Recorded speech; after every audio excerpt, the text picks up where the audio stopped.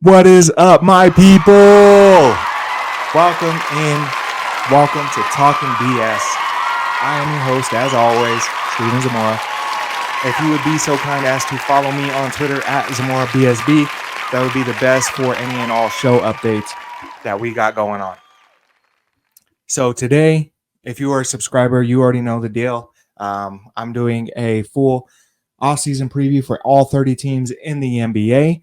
And if you are a subscriber, I appreciate you guys so much. Thank you from the bottom of my heart. You guys are amazing. But if you are new here, we're going to be doing the Chicago Bulls today and some things we're going to be covering in this video. We're going to be looking at the weaknesses that the Bulls have. We're going to try to address those weaknesses by using the tools that they have at their disposal. And we're going to come up with a checklist of things that AK and that front office have to address before going any further into this build.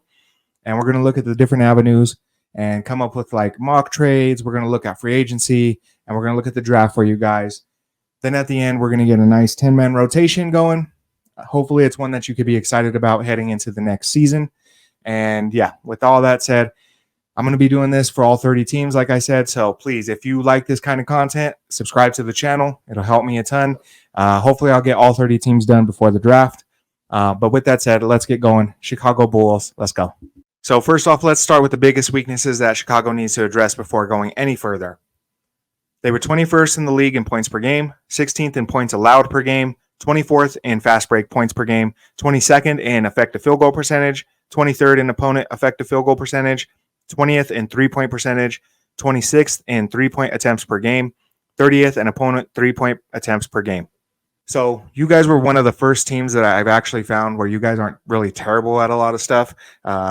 On my other videos, I've tried to keep it to like the stuff that you were bottom 5 at in each statistic. But you guys really aren't bottom 5 in many things. You're bottom 5 in opponent three-point attempts per game. You're bottom 5 in three-point attempts per game. And that's pretty much it. But the thing is, you're not really good at anything, right? You're 21st in points per game.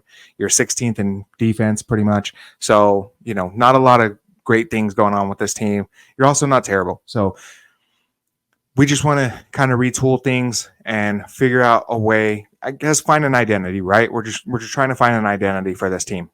So next, we're going to look at things that you have at your disposal to make this team better this offseason.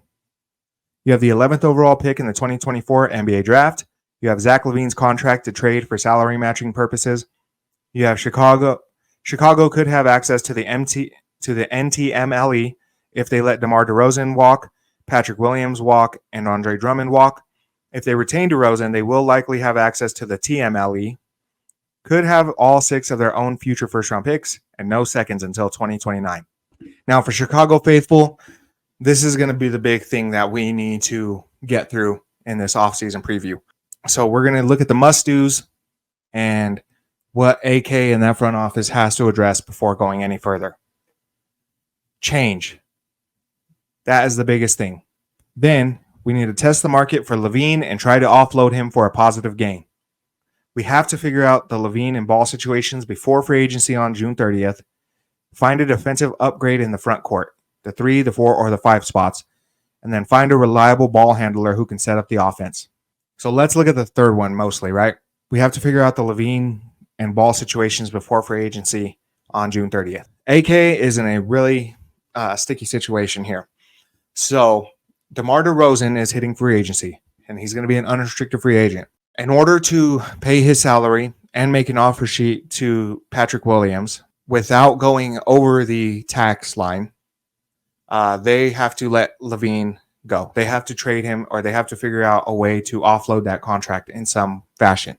If they keep LaVine's contract on the books while maintaining an offer to DeMar DeRozan and Patrick Williams, they are going to be way over the luxury tax. And for a team who, can't make the playoffs and is like barely making the play-in, that just doesn't make any sense.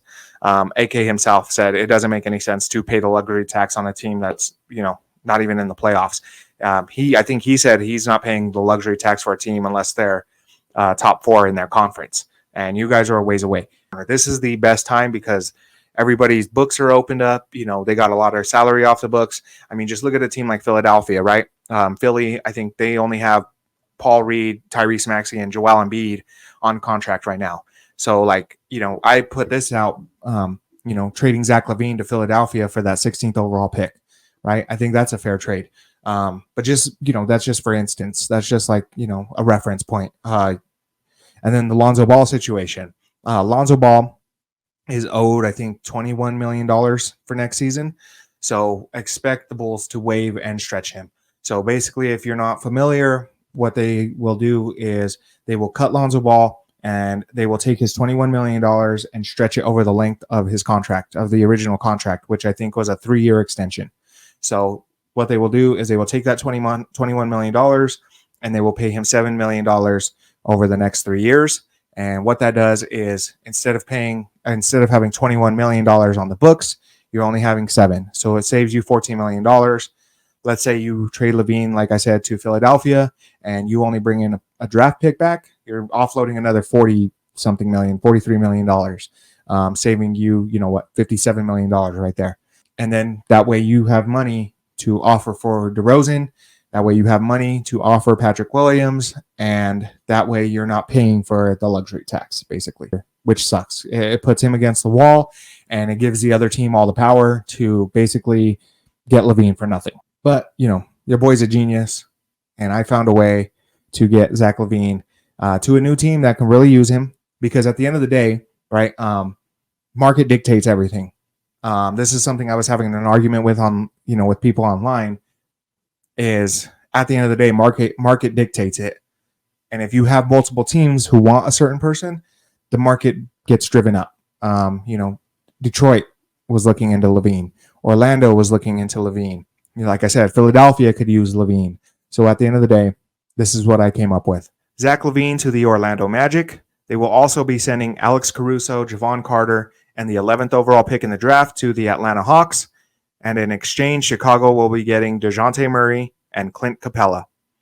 Now, Orlando will also be sending Jonathan Isaac to Atlanta in exchange for LaVine. This will also save the Bulls $11.6 million in cap room. So let's break this down a little bit. Zach LaVine goes to Orlando, who really needs a guard who can stretch the floor and provide some offense. That's what Zach LaVine does. All they're giving up is Jonathan Isaac, who is a guy who, granted, he could be one of the best defensive players in the NBA. When he is healthy, he absolutely could be one of the best defenders in the entire league. The thing is, he can't stay healthy. He hasn't hit more than 35 games in 3 of his 5 seasons.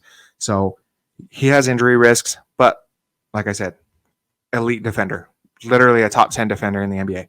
So they're exchanging some defensive upside for some offensive upside, which is exactly what they need. They need somebody who can handle the ball and provide some scoring punch. Chicago, you are giving up Zach LaVine, Caruso, Carter, and the 11th overall pick, but you are getting DeJounte Murray back and Clint Capella. So you are addressing your point guard need. DeJounte Murray could be an all-star point guard. He is a very, very good player. If he can get back to his defensive ways like he was in San Antonio, you got a great option at point guard. And then you get Clint Capella, who's an elite lob threat, great rim protector, and will definitely help that defense out in Chicago. Sucks that you have to give up Caruso, and it sucks that you have to give up that pick, but this is the price you pay when you have to offload a guy and try to get a positive game back. For Atlanta, you get Jonathan Isaac, Alex Caruso, Javon Carter, and the 11th overall pick for a point guard that you're probably going to get rid of anyway because it's just not working with Trey, and a center whose contract is basically just on your books. He's basically blocking Onyeka Okongwu from playing, and they're probably going to offload him anyway. So you turn 2 guys who you're probably going to offload in the offseason anyway, and you're getting back 3 legit defenders, like really, really good defenders, and the 11th overall pick in the draft. I think there's, not many packages that they could get better than that. So to me, this saves everybody some headache. The Bulls also save money because Orlando can absorb Zach LaVine's contract. And then, like I said, the Bulls are saving money. The Hawks are saving a ton of money. And the Magic are absorbing some money, but they are getting an offensive upgrade that they need. And they're still well under the cap. So we're not going to be covering the draft since we just traded your 11th overall pick to the Hawks. So let's look at free agency, since you have big stars like DeMar DeRozan and you have Patrick Williams hitting free agency. So I provided also the figures for the salary cap, the luxury cap, or the luxury tax, the first apron and the second apron there. If I was Chicago and I was Karnisovas, DeMar DeRozan was making, I think, $42 million for that last year of his contract. If I was them, I would offer him between $30 and $40 million. He's probably going to start at 40. I'm saying, you haven't gotten us as the number one option. You haven't gotten us to the playoffs in a while. So, $30 million, I think, is fair. And then I think they meet somewhere in the middle. $35 million, I think, is an absolutely fair deal for that, for both sides. And then Patrick Williams, if it's me, his player option or his team option is, I think, $12.5 million. I'm trying to keep him around there. I'm offering him, if anything, I'm just going to say, we'll bring you back for next year, see what you can do on a prove it deal. But he is going to have some suitors. Earlier, a couple episodes ago, I did a Utah offseason preview, and Patrick Williams was one of the guys that I heavily targeted. I think Utah could really use him. So to me, that's a trade option. So I would send Patrick Williams on a sign and trade, hopefully to around $13 to $15 million, sign and trade him to Utah, ask Utah to send Jordan Clarkson to Brooklyn, and in return to the Bulls, I would get Dorian Finney-Smith from Brooklyn. So Utah needs a good wing who can defend, play some 4, play some 3, defend some of the bigger wings out there. Laurie's not a great defender, and Utah has problems on defense. So bringing a guy like Patrick Williams, I think, will definitely help. Brooklyn, they need some extra scoring punch. They need ball handlers, and they need guards. Jordan Clarkson fits all 3 of those. They have a ton of wings. Like, all they have is wings. So they can afford to give up Dorian Finney-Smith. He's a pretty big contract on their books, too. If they can just easily flip that for a guard who can bring them some scoring and handle the ball for them, that's a plus. Jordan Clarkson played a lot of point guard for Utah this past season, too. So that's a ton of help to Brooklyn. Chicago gets a 4 who can stretch the floor, who's a really good defender. So we're getting there. We're getting there. And then before we hit free agency, I got one more trade offer. And you have to understand, man, usually I don't try to do this because I think it's kind of unrealistic for a GM to make so many trades during the offseason. Teams just don't trade as often as we think they do. I don't know if this is going to be completely realistic, but I do have another trade offer for you. And this is going to save even more money for the Bulls because you're going to need it. So to the Oklahoma City Thunder, we are sending Nikola Vucevic, and in return, we are getting Josh Giddey and a 2025 first-round pick via Miami, which is top 14 protected. This move will also save Chicago $11.6 million. So Oklahoma City could use a big man, right, next to Chet. One preferably that could stretch the floor. I know Vooch had a pretty rough year last year, but I expect him to bounce back at least a little bit better. His shooting year was pretty awful. I think he shot like 30% from 3. But besides that, even if he doesn't, he's a big body who rebounds, and he can defend some of the bigger 5s in the league. They're getting off of Josh Giddey probably this offseason anyway. So, you send Josh Giddey back to Chicago. You send one of your many, many 2025 picks, which is still top 14 protected from Miami. And Chicago needs that 25 pick. They don't have one in their arsenal right now. So I think this works out for both teams really well. And plus, it saves Chicago another, nearly $12 million that they can use for free agents. Okay, so speaking of free agency, let's look at some key free agents that Chicago should be looking at. With the trades made, followed by Lonzo Ball being waived and stretched, the Bulls would come into free agency around $15 million under the cap, giving them access to the $12.6 million NTMLE and the biannual exception of $4.7 million. So first off, I want to address that. This is $15 million under the cap. So what that would be is the money that you would sign Patrick Williams to for the sign and trade to send him to Utah. And with that said, now you're going to be a little thin at the 4-5. You're going to be a little small heading into this next season. On the list, we got Kelly Oubre, Sadiq Bey, Sam Hauser, Royce O'Neal, Caleb Martin, Miles Bridges, Obi Toppin, Kyle Anderson, Kevin Love, Jeff Green, and Marcus Morris. So these are going to be more of like your wings and forwards, right? All these guys can stretch the floor a little bit. They're all different sizes. So some guys are more perimeter oriented. Some of them are more, big man oriented. Me personally, I want to get bigger. So let's look at some of these big men. We got Jonas Valanciunas, Andre Drummond, Jalen Smith, and Luke Cornett. So these guys are all, big guys who can hit the boards and provide some muscle in the interior. And some of them could stretch the floor a little bit. Okay, so what we're going to do with the NTMLE, non-taxpayer mid-level exception, we're going to offer it to a forward who can come in and play some 5 minutes if there are any injuries or anything like that. To me, a good target is Jalen Smith. I think $12.9 million is more than he's going to get anywhere else. And he's a very good fit here and exactly what I'm kind of looking for.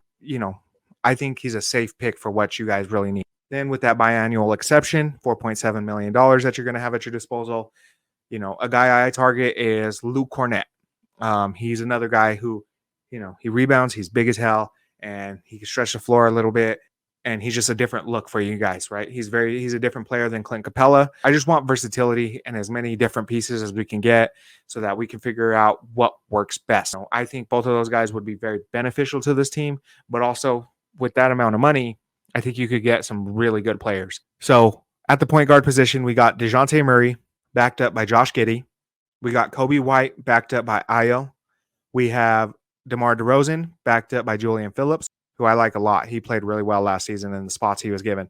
Then we have Dorian Finney-Smith backed up by Jalen Smith and Clint Capella backed up by Luke Cornett. You sign back DeRozan. Let's say you even get him back for $40 million. With all the flexibility that we made by trading Vucevic, by trading Levine, and by signing and trading Patrick Williams away, we've created a bunch of flexibility. And, even DeRozan, if he comes back for $40 million and gets his way, that's perfectly fine. I would personally sign him on a shorter term contract just because he's an older guy. And if this team doesn't work out, you can move on from that. You bring DeJounte Murray in, who could be a legit number 2 next to him and drop you 20 points, 8 assists, and good defense. You get a guy in Clint Capella who could defend the paint. Like I said, there's a ton of change on this team. You still got Kobe White there, who just took a huge step last year, was amazing for the Bulls. Really excited for his future.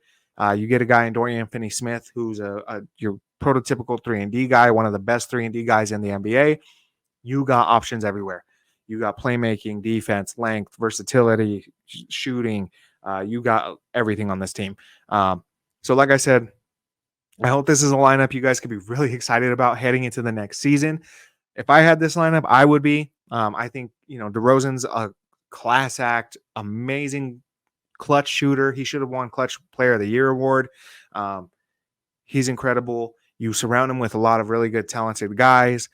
You clear the books for the future. If you guys like this content, please like and subscribe to the channel. It took a lot of work. Like I said, I spent 2 days researching all this stuff for you guys.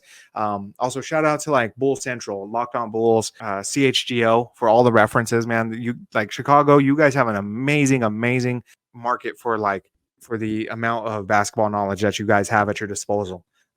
I've done quite a few of these previews, and I was blown away by the amount of information that you guys had at your disposal, man, because you guys got a great team in Chicago.